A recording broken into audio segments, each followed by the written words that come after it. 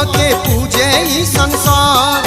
लाले चूड़ी लाले टिकुली चुनरी लाले लाल माता आदिशक्ति दुर्गा भवानी सबक कल्याण करो माता आदिशक्ति दुर्गा भवानी सबक कल्याण करो।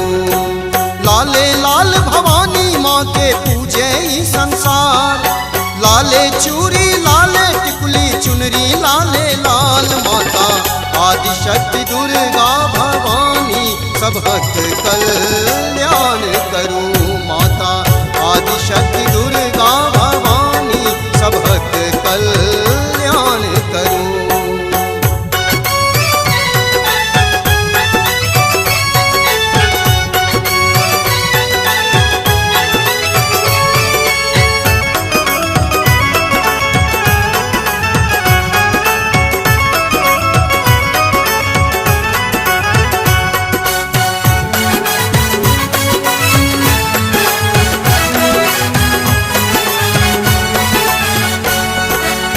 कियो मांगे माँ अन धन काया कियो मांगे माँ अन धन काया कियो मांगे माँ सो निर्मल काया।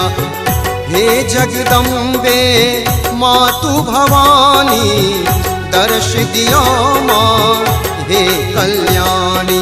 धूप दीप नैवेद्य लोए नौ हम तो हर दरबार। अरहुल फूलक हार बनेलौ कौले माँ स्वीकार मैया आदिशक्ति दुर्गा भवानी सबक कल्याण करो मैया आदिशक्ति दुर्गा भवानी सबक कल्याण करो।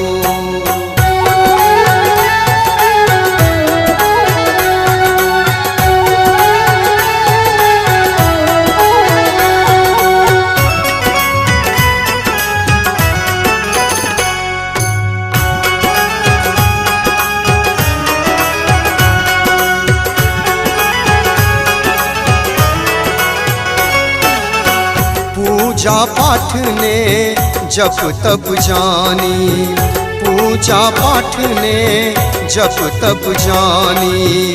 हम छी मैया परम अज्ञानी झूठक मोह माया में रहलौं।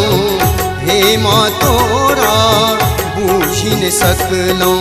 आपने बाट सुझैया मैया तू ही आप संभार। दीनहीन हम भरमायल छी हे माँ आप उबार मैया आदिशक्ति दुर्गा भवानी सबक कल्याण करो मैया आदिशक्ति दुर्गा भवानी सबक कल्याण करो। लाले लाल भवानी माँ के पूजे ई संसार। लाले चूड़ी लाले टिकुली चुनरी लाले लाल माता आदिशक्ति दुर्गा भवानी सबक कल्याण करो माता आदिशक्ति दुर्गा